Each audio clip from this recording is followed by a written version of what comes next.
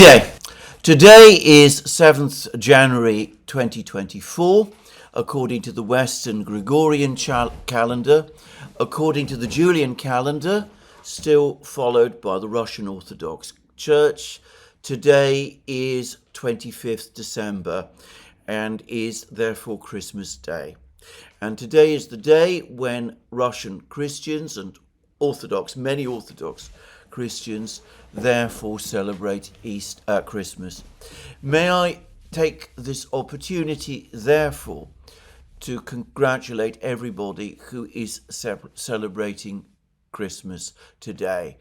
I myself, with my family, celebrated it on 25th December, but many Russians, Orthodox Christians, celebrate it today. 25th December, myself, I should make clear, according to the Western Gregorian calendar. Anyway, let's discuss, nonetheless, despite today being a holiday for many people, the events of the last 24 hours. And some very important and consequential things have, in fact, happened, of which by far the most important, one which is getting minimal reporting in the international media, is that the Brazilian Foreign Ministry yesterday reported that Indonesia has been admitted to the BRICS, not as a BRICS partner state, but as a full BRICS state. So Indonesia now takes its place alongside China, Russia, India, Brazil and South Africa as a full BRICS states. I should say that it does not become the BRICS, BRICS, because at the Kazan summit it was agreed that even if more countries did join the BRICS, it would retain its original name as the BRICS. So BRICS has now expanded. Of course, it started on its huge wave of expansion in 2023 when a whole cluster of other countries, Iran, Ethiopia, amongst others, joined the BRICS. But now Indonesia, one of the world's biggest countries, one of its fastest growing economies, a key member of ASEAN, a colossus in the Pacific, a country that many people believe could one day become itself a great power. Well, it has now joined the BRICS. Now, to repeat again, BRICS is not an alliance. Some people would feel that it is at a serious disadvantage. It is seriously disadvantaged by the fact that it is not an alliance.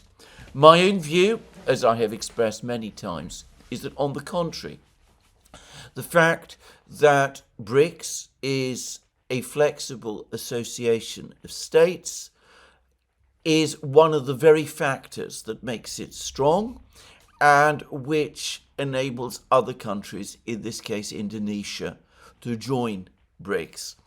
And that also means that the BRICS states are able to move forward and develop their trade and currency arrangements, their interbank and monetary arrangements, which for the moment is what BRICS is mostly about. And with Indonesia, a big, rapidly growing economy, one with abundant natural resources. Indonesia is, for example, a significant oil producer. Well, Indonesia joining BRICS is an important addition to the BRICS. It enables the BRICS states to move forward further and faster and more comprehensively in the construction of their new trading and financial system. Now, the decision by Indonesia to join the BRICS has been something of a surprise. Clearly, it must have been discussed in Kazan, though no decision was then made. Presumably, some issues which we simply don't know about had to be talked about, but the Brazilian Foreign Ministry said yesterday that all of the BRICS states, all of the other BRICS states, I forgot to mention the UAE is another BRICS state, all of the BRICS states, perhaps Saudi Arabia is too. They are very ambivalent about whether they're a member of BRICS or not. All of the BRICS states, without exception, have apparently agreed to the fact that Indonesia should now be a full member state of BRICS. Now, this does have a geopolitical significance going beyond the fact that Indonesia joining the BRICS does further facilitate the setting up of the new global financial and trade architecture, which, as I've said, is for the moment the BRICS priority. Because, of course, the United States, under the Biden administration, the existing administration, but quite plausibly under the future Trump administration, also has been trying to build a network of alliances in East Asia, in the Indo-Pacific region, basically targeting China. And it has made efforts to win over some of the key ASEAN countries to this alliance system. It's made various attempts to persuade Vietnam, for example, to become involved in some kind of security arrangements with the United States. It has made a very long and very sustained attempt, extending back many years, to win over India to this alliance system as well. What it now finds is that India is pressing forward with its BRICS membership, though careful not to break all its contacts and security arrangements with the United States. Vietnam is now heading towards the BRICS. I think I'm right in saying that it is now a partner state of the BRICS, clearly intends to become a member of the BRICS eventually. And Indonesia, Thailand also, another historic US ally, has also aligned itself, become a member with the BRICS. It's become a partner member of the BRICS, and now the biggest ASEAN state of all, which is Indonesia, has joined the BRICS, and joined the BRICS as a full member state. Now, in theory, it remains possible to be a member of an alliance involving the United States and also a member of the BRICS.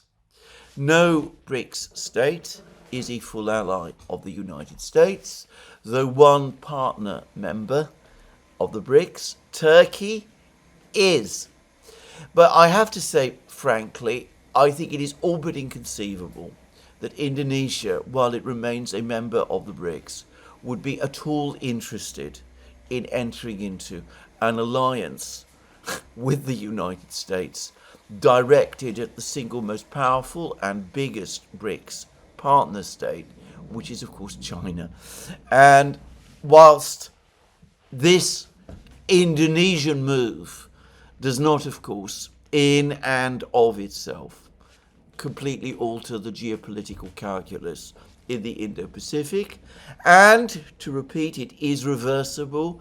One can imagine one day another Indonesian government taking Indonesia out of the BRICS. Well, it is nonetheless a foreign policy blow to the United States, and it is going to make it more difficult for the United States, at least in the short term, to press forward with this alliance system which it is now trying to create. So, just saying. Now, as to why this announcement was not made in Kazan? I don't know. I will say that both the former and the current Indonesian president have recently made trips to Russia and other BRICS states. I think I covered in one of my programs on this channel the visit a few months ago of the man who is now president of Indonesia and who was at that time the president-elect of Indonesia. And I remember being surprised at the extent to which this person who is now the Indonesian president was talking very favorably about the very close and friendly relationship that once existed between Indonesia and the Soviet Union during the Sukarno era of the 1950s and early 1960s. So clearly this has been under preparation for some time, and perhaps there was originally an intention to announce it in Kazan. I suspect that the reason the decision was postponed was because had it been announced in Kazan, various other countries that wanted to become member of the BRICS in Kazan might have been annoyed, and it might have been brought up in the discussions there with all the various leaders.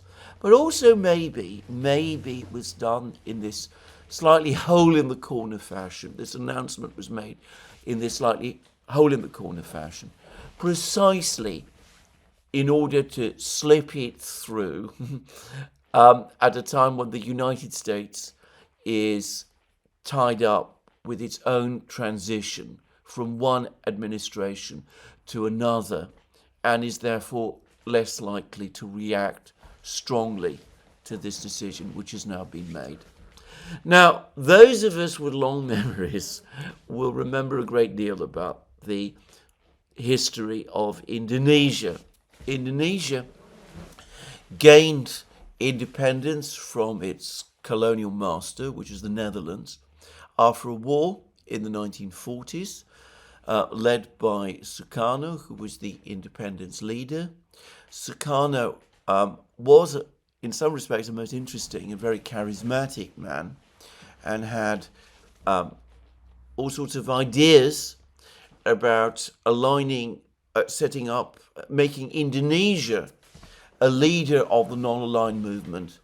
In fact, the non-aligned movement emerged out of a conference that Sukarno himself chaired in Indonesia itself in 1955.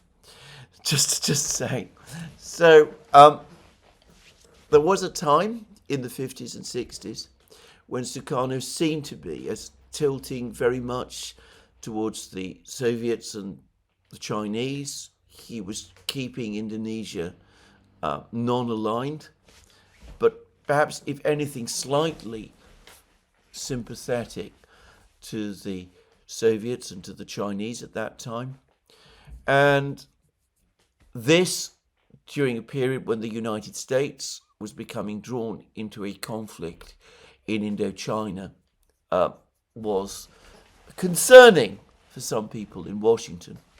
And then in 1965, a whole series of very confusing and extremely violent events took place, which have never been properly or satisfactorily explained.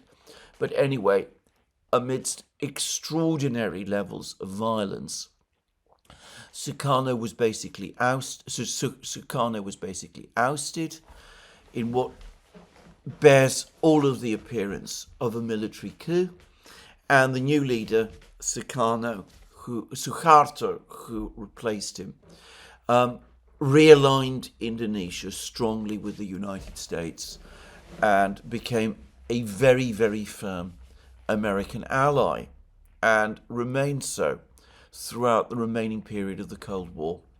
And in the 1960s, this was seen in the United States as a massive political victory, a major victory in the battle with communism in Asia, which in a sense it was. Now, here we have Indonesia today. Well, I won't say they've switched sides, but perhaps they are reverting more to the pre-Suharto policies. You could say that. Indonesia today is a vastly richer, much more powerful country than it was in the 1960s.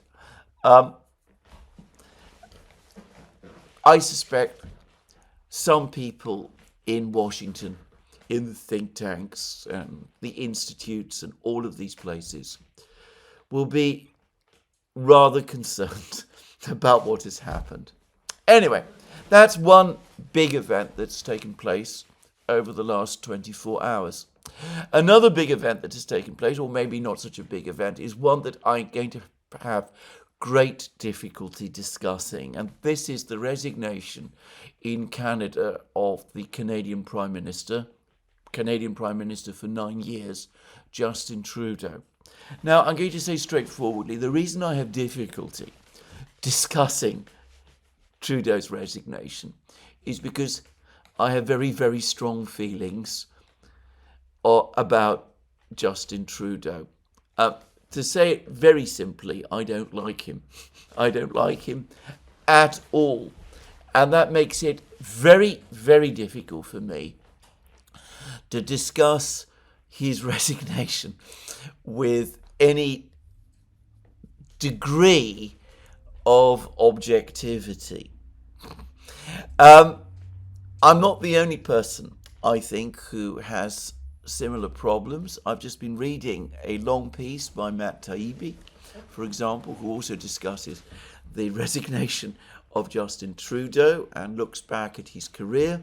And I'm going to say it straightforwardly that I think that Taibbi has had great difficulty separating his feelings from a discussion of Trudeau's career. Anyway, for that reason, as I said, I'm going to find it very difficult to say very much here. But all I will say is this. As a Greek, I am somebody who has a very, very strong predisposition to take a very, very favourable view of Canada indeed. It is not widely known, but in the winter of 1941-1942, whilst Greece was under German occupation, there was a major famine in Greece. There was huge shortages of food. My father lived in Athens during that famine and often spoke to me about it. And eventually, the Germans, under Italian pressure, relented and agreed to allow food aid into Greece. And most of that food aid, or much of it, came from Canada. Now, this is the Canada of John Mackenzie King, Prime Minister at that time, most extraordinary man in some ways. Some people speak of him as being Canada's analogue to FDR. To put it mildly, they were very, very different personalities. But of course, Canada was an ally of Britain and the United States during the Second World War. It played a leading role in the Second World War. Much of the army that fought in Normandy in 1944 on the Allied side was Canadian, a fact which is little remembered for some reason today, especially in Britain. But anyway, Canada played a decisive role in rushing food aid to Greece at that time and saved many, many lives. And Greeks, certainly of my father's generation, were very grateful. And my father regularly visited Canada, and as did my mother, my parents, were very favourably impressed by the country. I've never been there myself, but I heard many great things about Canada during that time. And of course, I remember also the diplomacy that Canada used to follow during that period when it was led by people like Lester Pearson, who was first Foreign Minister and then Prime Minister, and Justin Trudeau's father. Well, of course, some people say he's not his father, but I will call him his father, Pierre Trudeau. And always it struck me that Canada played a constructive, in fact, a very constructive role in international affairs. And then things changed. They began to change, admittedly, before Justin Trudeau became Prime Minister. But under Justin Trudeau, they became much worse. And, well, I'm not going to discuss this more, but suffice to say that over the Ukrainian crisis, Canada has played a terrible role as that dreadful incident of a Ukrainian being invited to speak at the Canadian Parliament, a Ukrainian who had played a certain role in the Second World War. I'm choosing my words very carefully. Anyway, as that incident shows. But put that aside, there's also been major issues about what has been going on domestically in Canada. Again, I'm not going to discuss them in enormous detail, but I remember that there was a dispute in late 2021, early 2022, involving the Canadian truckers. I remember things being done then which deeply shocked me and still shock me.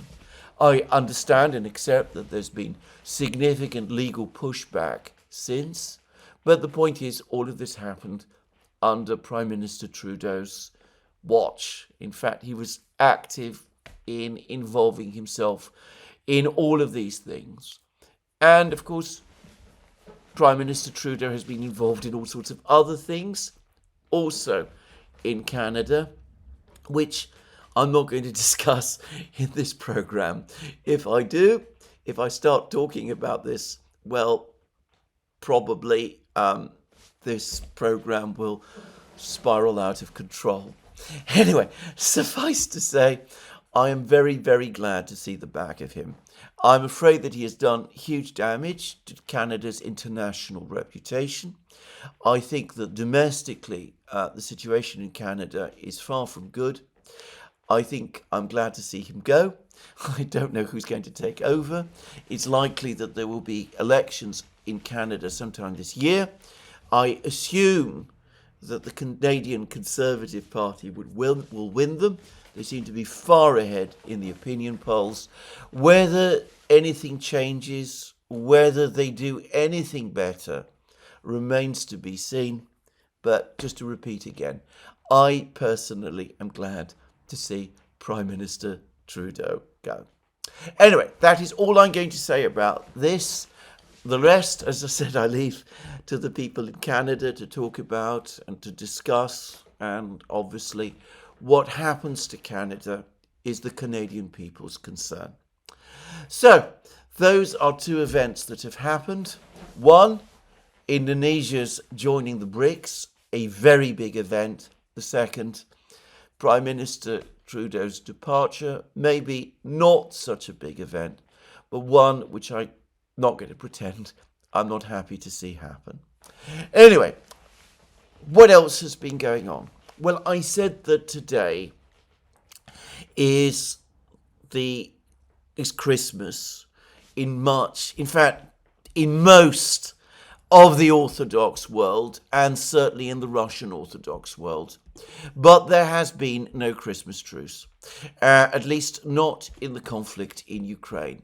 There were attempts to set one up, but no such truce has happened.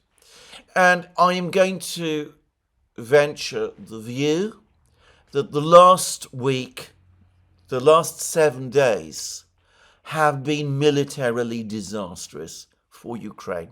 Perhaps the worst period Ukraine has experienced, militarily speaking, over the entire period of the special military operation. First of all, on the 31st of December, the strong fortified town of Kurakhovo, it became confirmed, had been captured by the Russians. The Russian Defense Ministry finally confirmed the capture of Kurakhovo yesterday. There's been lots of pictures which have been published of Kurakhovo. And very interestingly, they show a city that is largely, though not completely, undamaged. So the intensity of the fighting in Kurakhovo obviously was less great than it was in some of the other places which have been so bitterly fought over the course of this war. Places like Bakhmut, Avdiivka, and others. Kurakhovo is far from destroyed. Likely it can be repaired fairly quickly, and life can return to normal in Kurakhovo fairly soon. Now, that is interesting because the Russian Defense Ministry says that out of the 15,000 men who defended Kurakhovo, 12,000 were wounded or killed. Now, if the fighting in Kurakhovo was not that intense, how is that possible? Now, there are two possibilities. First of all, and one has to acknowledge this, it could be that the Russian Defense Ministry is greatly exaggerating the extent of the Ukrainian losses. That there wasn't so much fighting in Kurakhovo after all. That means that far fewer people were killed and wounded.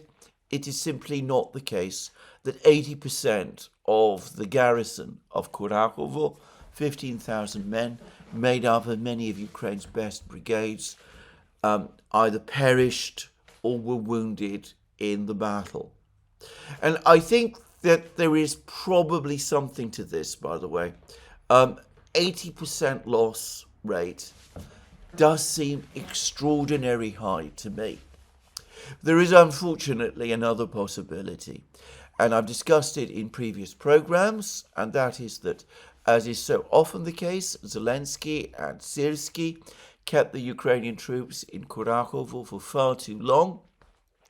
By the time the Ukrainians withdrew from the last positions in Kurakhovo that they still defended in the thermal power station and the metallurgical plant at the western end of this town, the roads had all been cut and the Ukrainian soldiers were forced to retreat across the fields, and they were hunted by the drones and the Russian soldiers who were out looking for them.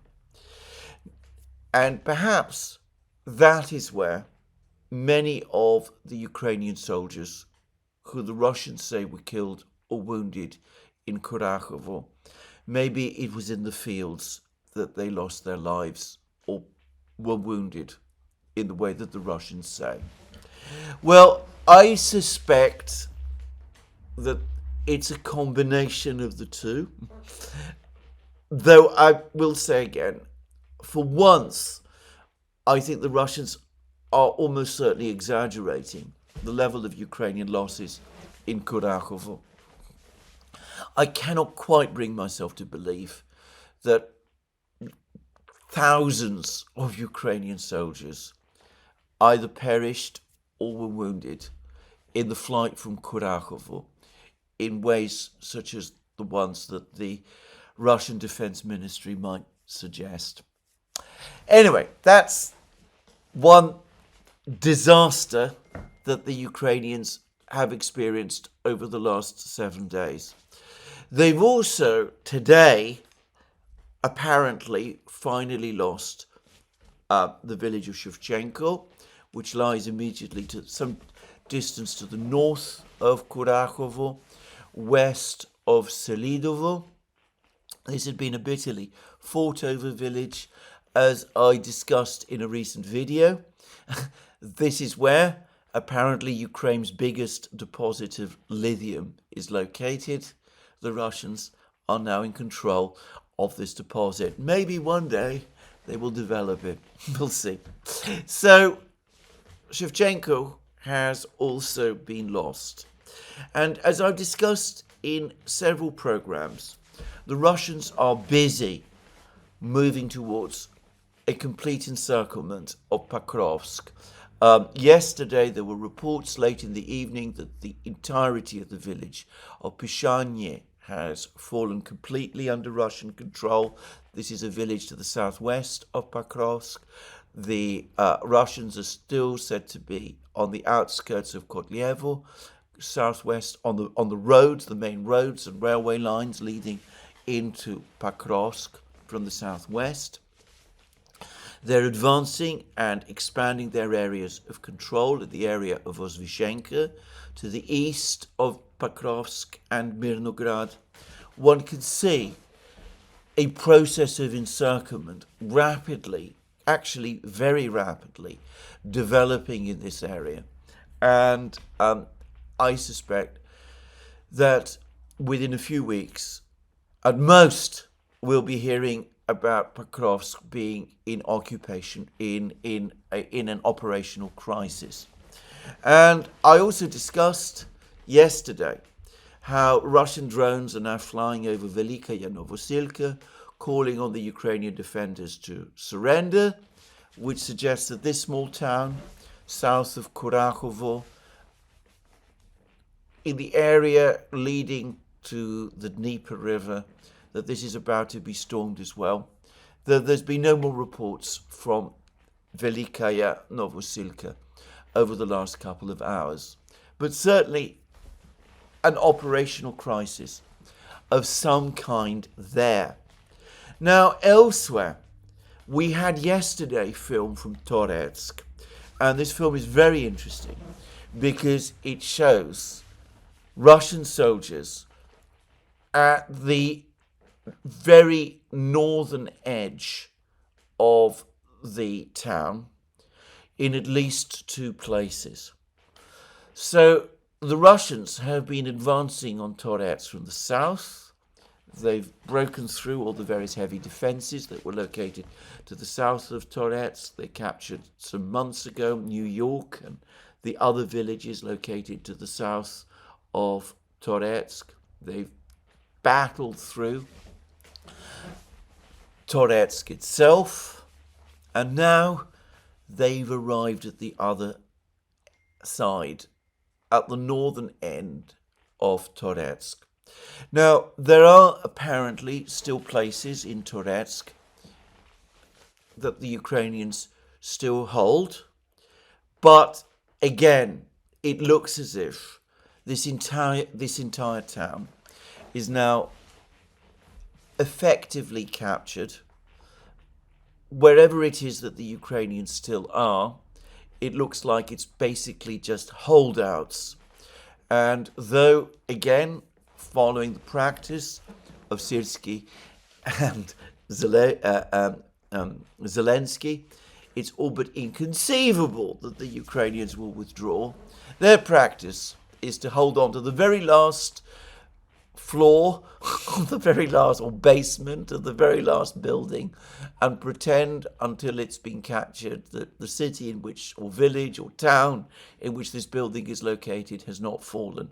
Anyway, one way or the other, by the time Trump is inaugurated president in 2 weeks' time, it's almost certain that the entirety of Toretsk will have been cleared, and this important fortified town will be fully under Russian control. Now, there's been less news from Chasiv Yar, but there's been also lots of reports that the Russians have further enlarged the area that they control along the Oskol and Zherebets rivers. The Ukrainians tried to push the Russians back from the bridgehead that the Russians have established opposite the village of Terny on the west bank of the Zherebets River. A bridgehead from which the Russians, if they can consolidate it, could in theory quickly advance towards the important town of Liman, which they briefly controlled in 2022 and which would bring them very close to Slavyansk. Anyway, the Ukrainians made repeated attempts to push the Russians back, beyond the Zherebets River. It looks as if all of those attacks have failed. It looks as if the Russians are consolidating their positions, both west of the Zherebets River and west of the Oskol River, further north near Kupiansk. It looks as if the stage is set for a major Russian offensive in this area at some point over the next few months, reversing Ukraine's gains from its Kharkiv offensive of 2022. And, well, worse still, it is now, I think, clear that there has been a complete disaster, and I think that is perhaps the right word, a disaster for the Ukrainian forces in Kursk region. The great offensive, which, as I said previously in previous programs, it wasn't really an offensive at all. The assaults towards Bolshaya Soldatskoye appear to have been completely unsuccessful. The Ukrainians have suffered heavy losses and they have achieved nothing. Now, we've had a detailed account of this from Group of Forces North, and this report appeared late yesterday, and I will read it. As we reported earlier yesterday, the clearing of Berdino and its environs by fighters of the 30th Motorized Rifle Regiment of Group of Forces North was completed. So Berdino, according to Group of Forces North, is securely under Russian control. Having routed the main forces of the enemy, we counterattacked in the direction of Bolshaya Soldatskoye and went on the offensive. And then they list a series of places where they have been making advances. And they're not all of them directly in the area of Bolshaya Soldatskoye, that some of them are actually located not that far away. So first of all, they're saying that the cleanup of the village of Ruskaya Porechnoye is being completed. We have made progress in capturing Makhnovka. All bridges over the Smerditsa River are under our control. I am not sure where Makhnovka is, and I'm not sure where the Smerditsa River is, but Ruskaya Porechnoye is located to the northeast of Sudzha. It's one of two villages, Ruskaya Porechnoye and Cherkasskaya Porechnoye. It's the more northern of the two, by my memory, and the Russians, according to Group of Forces North, are close to capturing it.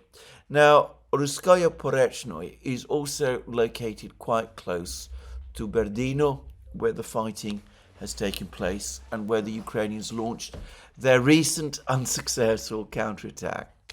Then Group of Forces North goes on to say, under our pressure, the enemy has been forced to retreat from its positions west of Novaya Sorochina.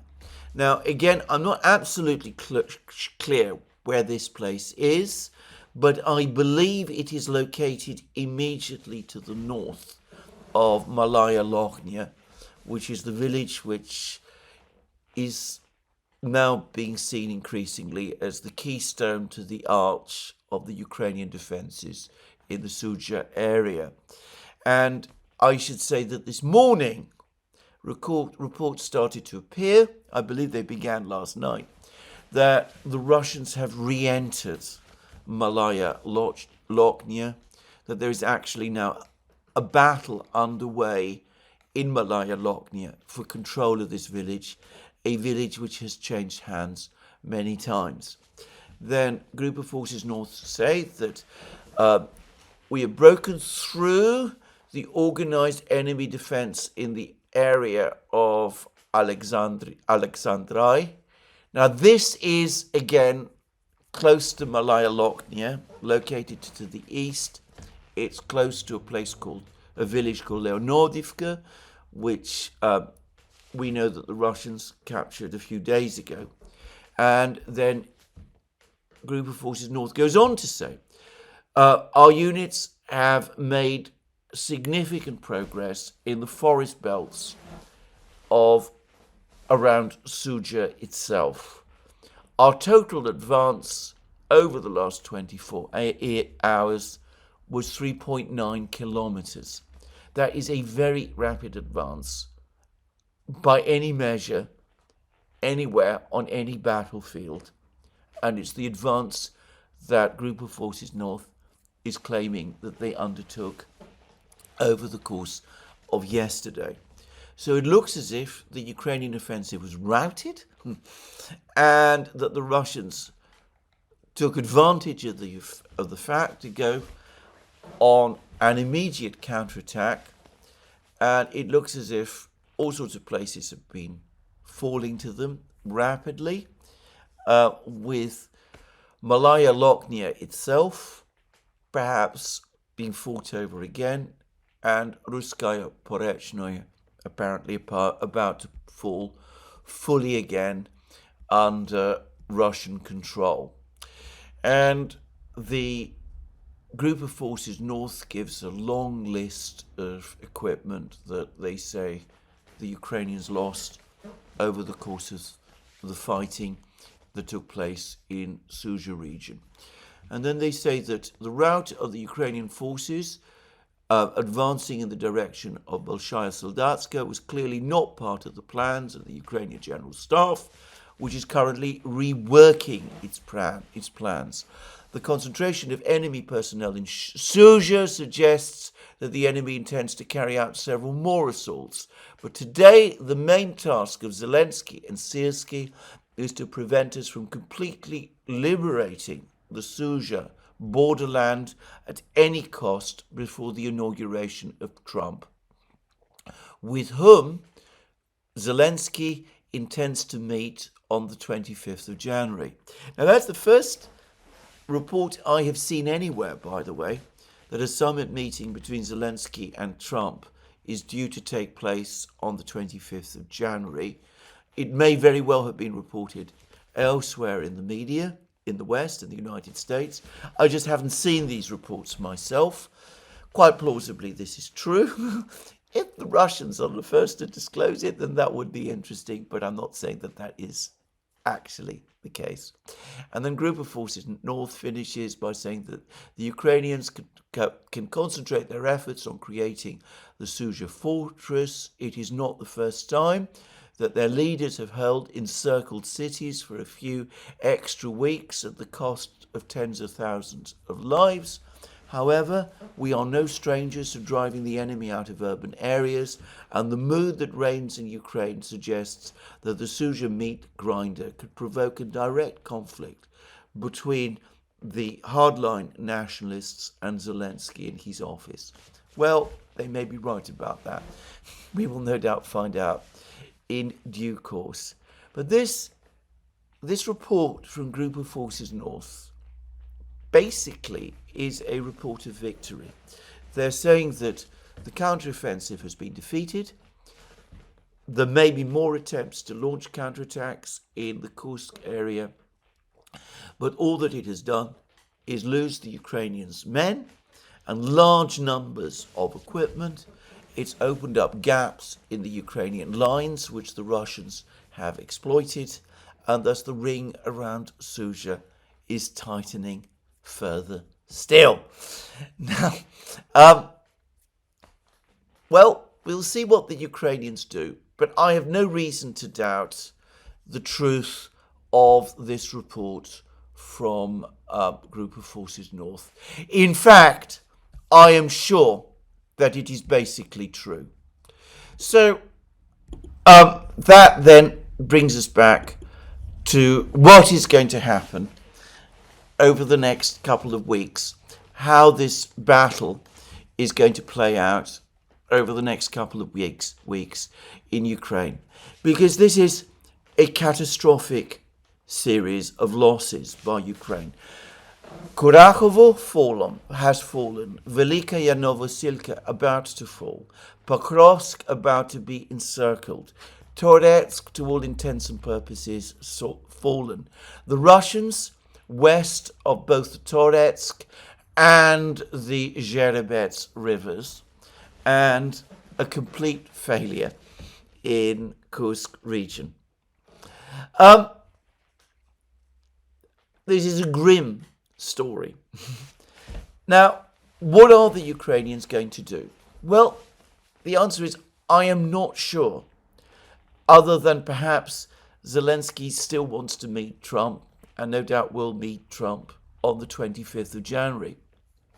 But something very interesting has happened on the American side, because Donald Trump and Kellogg have cancelled, or if you prefer, postponed, a visit that Kellogg was supposed to make to Kiev and to European capitals until after Trump's inauguration.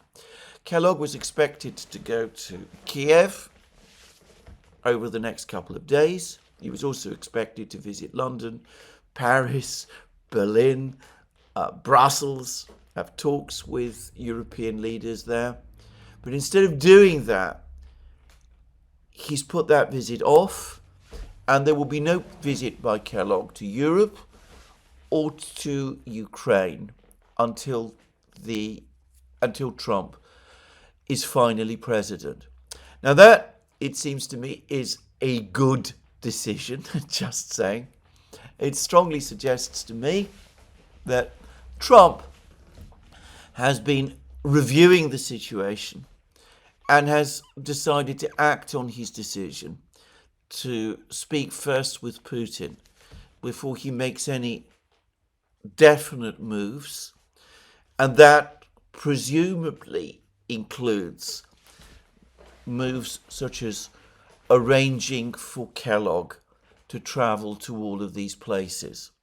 My best guess, is that before Zelensky arrives in the United States, or perhaps Trump is intending to meet Zelensky in Greenland. We'll come to that shortly. But anyway, before the meeting between Zelensky and Trump takes place on the 25th of January, Trump will probably try and arrange a phone call with Putin. He'll ask Putin to agree to receive Kellogg in Moscow, to which, of course, Putin will agree. And at that point, but not before, that will be the point when Kellogg is given the green light to visit the European capitals and to visit Kiev and go on to Moscow as well. That makes sense to me, and I assume that that is what is being done. So that's the first thing to say. I think that more likely than not, as I said, we're going to see a rather more considered and carefully planned diplomatic process underway in late January than appears to be the case at the moment. And I do expect that Trump will try and set up this call with Putin for as soon as possible, probably before the meeting with Zelensky takes place. After all, there is no reason why Trump should postpone the call to Putin until after he's met with Zelensky, because he's already met with Zelensky several times, extending back to their first meeting in September, and there's been quite a lot of discussion and contact between them and their respective teams, whilst as of now, there's been no contact with the Russians at all. So anyway, that is what I suspect is going to happen. What comes out of that, what comes out of all of these visits and meetings, is a completely different matter. Now, I don't believe that Trump and Kellogg and whoever is advising Trump made this decision to postpone Kellogg's visit until after the inauguration because of this catalogue of disaster that Ukraine has experienced on the battlefronts. I doubt that this is feeding through to the Americans and to Trump's own calculations. Though I believe that some members of Trump's team do keep a careful eye on what is actually going on the Ukrainian battlefronts. So they're probably aware to some extent of these events. But to the extent that Zelensky and Syrski seem to be trying to cling on to positions for as long as possible until Trump is inaugurated, in order to show that Ukraine is still there, is still fighting, is still able to put up a show.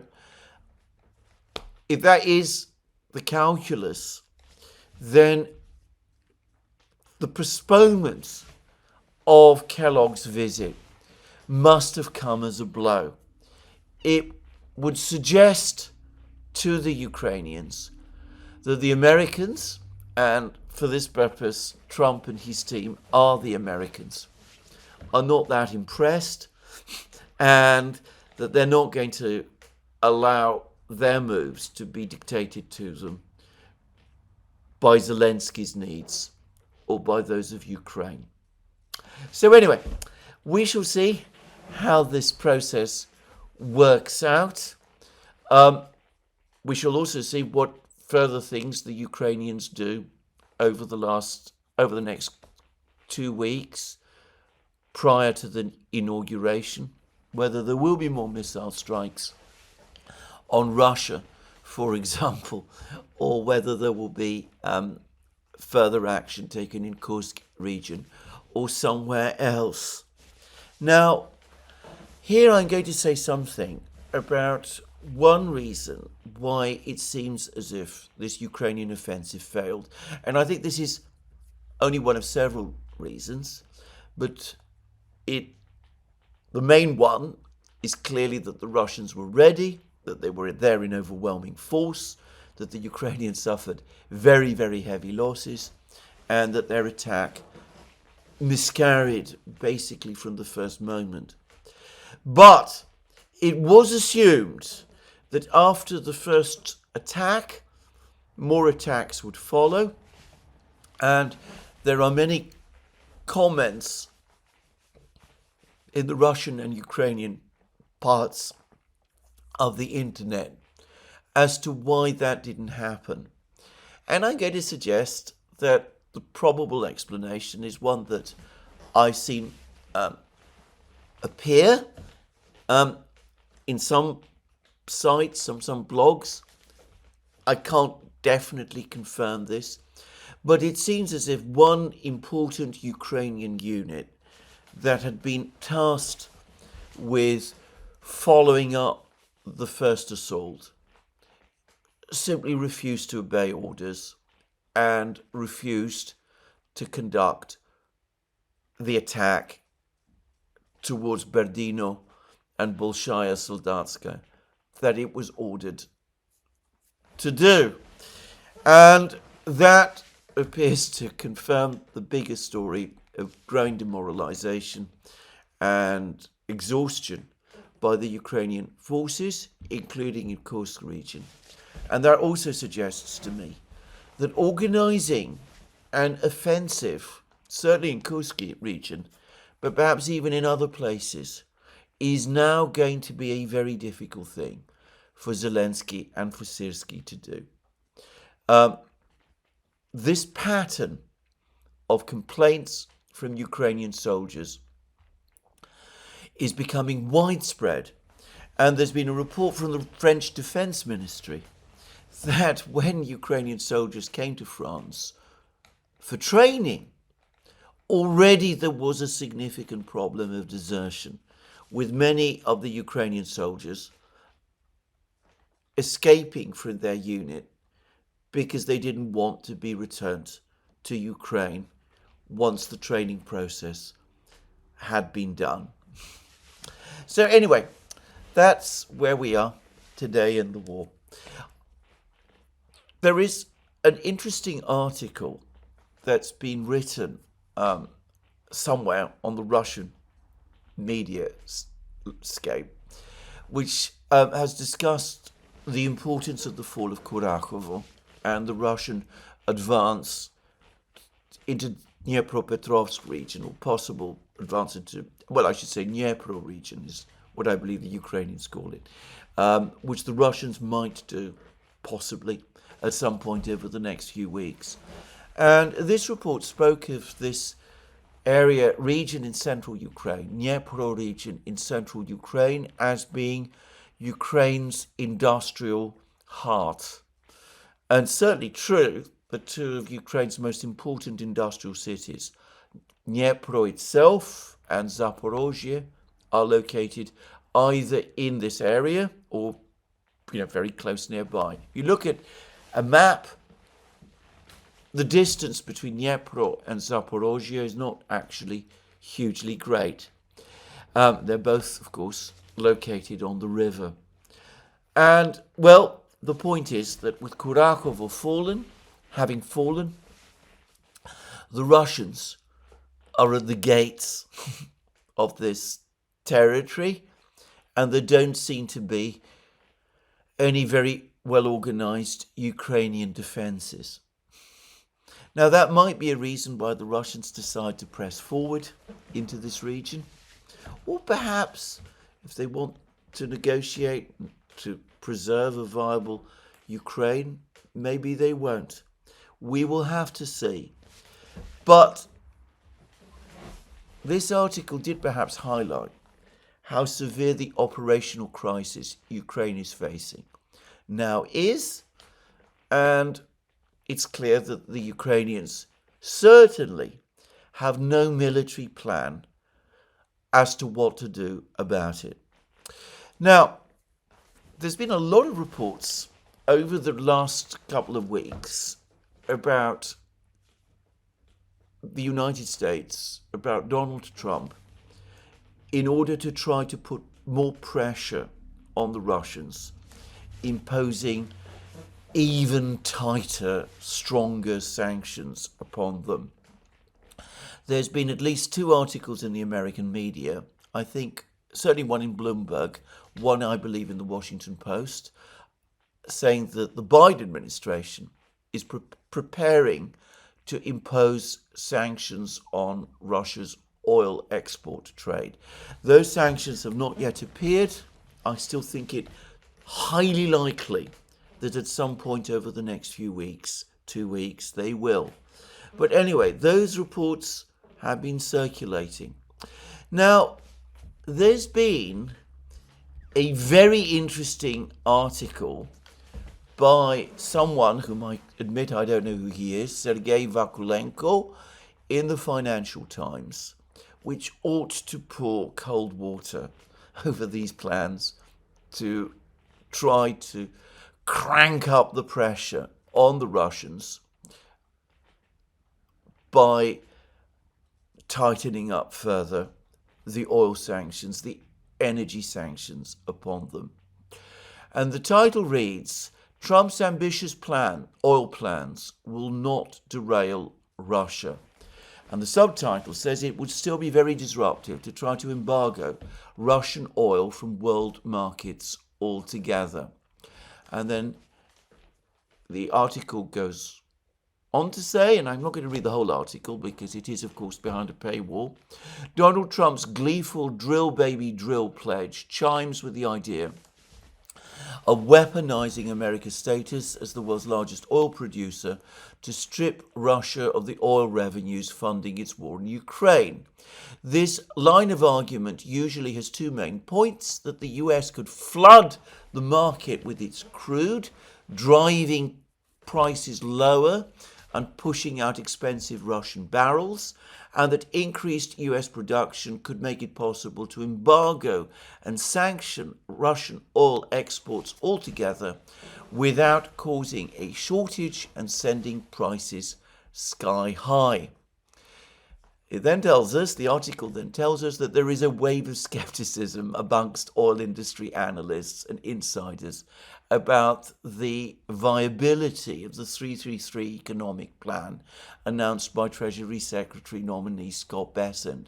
It says that the idea of increasing production by 3 million barrels a day or an equivalent by 2028 might be difficult to achieve. It also points out that in order to incentivize oil producers, shale producers in the United States, to do that, they would need a price of oil at $64 a barrel, which of course contradicts any plan to flood the world with oil in order to try to force prices down and to dent Russian oil revenues. And then the article goes on to say that the Russians currently produce oil from their existing wells at a cost of $11 to $12 a barrel, $17 a barrel with drilling and development costs within existing fields, but they can certainly make ends meet, provided, as I said, they continue exporting, even if the oil price were to go significantly down. And the article says it's true that the country's trade balance would suffer in such a situation. A $10 a barrel change in the export price translates to $25 billion a year, but that is less than 7% of total Russian exports, and even less than the annual current account surplus now. There will be extra losses from the gas trade, as gas prices in Chinese contracts are linked to the oil price, but the volume is far smaller. Nor will the hoped for 3 million barrels per day increase, if it's achieved by 2028, be enough to replace the 7 million barrels a day currently exported by Russia. As a result, it would still be very disruptive to try to embargo Russian oil from the world markets altogether.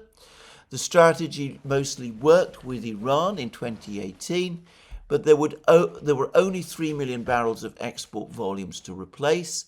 Russia plays a much bigger role in global markets, and there is no quick fix that can change that, even if everything goes according to Trump's very ambitious plans.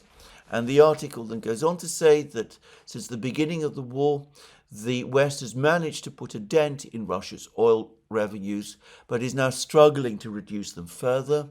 So far, Trump and his associates have not produced a plausible breakthrough strategy for the short to medium term. It is accordingly wise to design plans and strategies regarding Russia around the assumption that its oil revenues remain quite resilient and cannot be drastically reduced. Now, I have seen other suggestions, which is that you can replace Russian oil on global markets, even if you tighten the oil noose around the Russians much further, by persuading the Saudis to step up production instead.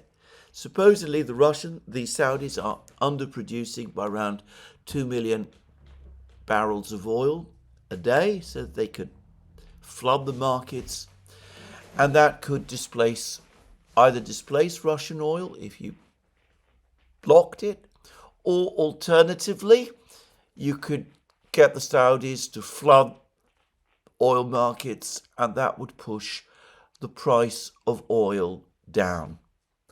But why would the Saudis do that?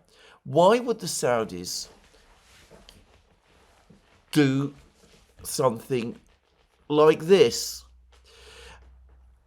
At the current point in time where we are, Saudi Arabia is not exactly in fiscal difficulties, but it has a very ambitious development program. It's trying to build an entire new city in the Saudi desert, not having much success by some reports. I mean, I don't know.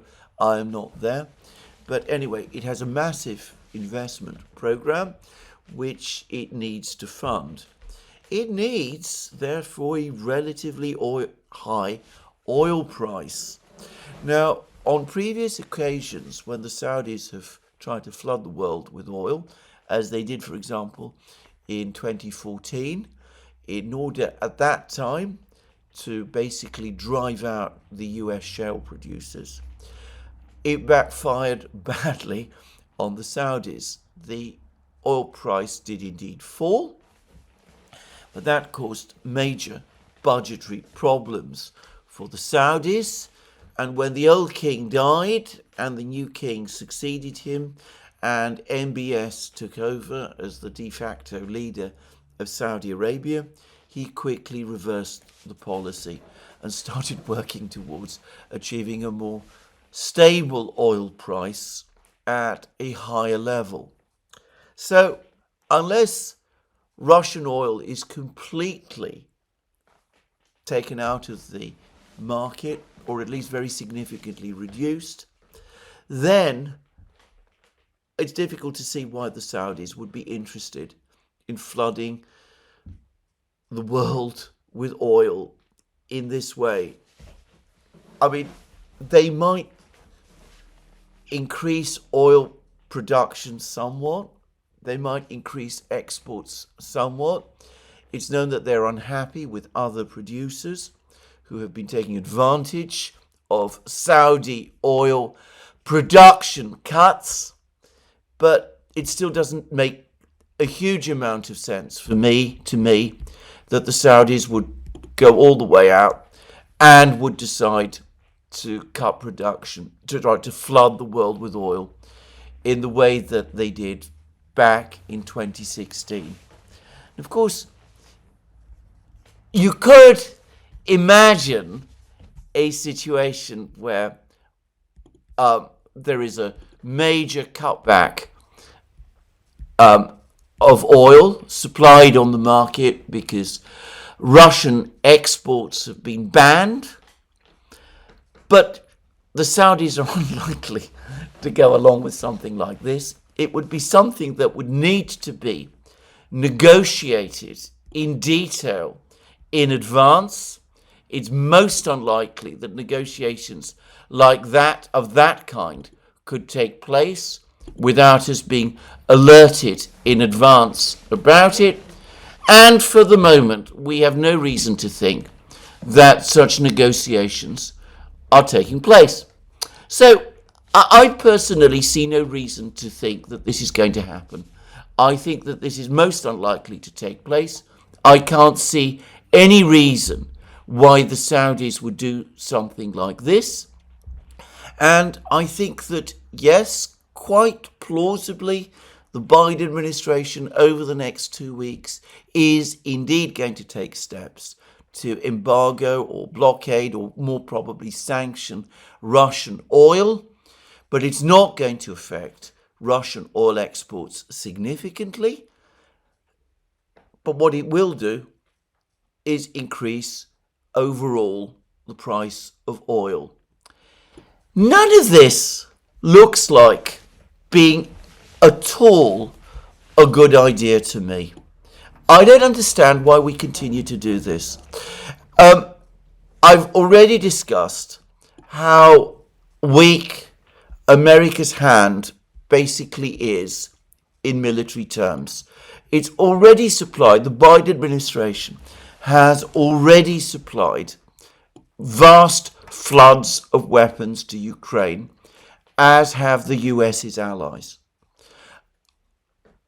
There is no realistic way that further supplies of weapons to Ukraine at this time are going to radically change the military picture. This constant narrative about stopping Russian oil exports has been played out over 3 years.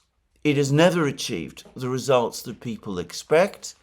And judging by this article in the Financial Times, it is not going to do so.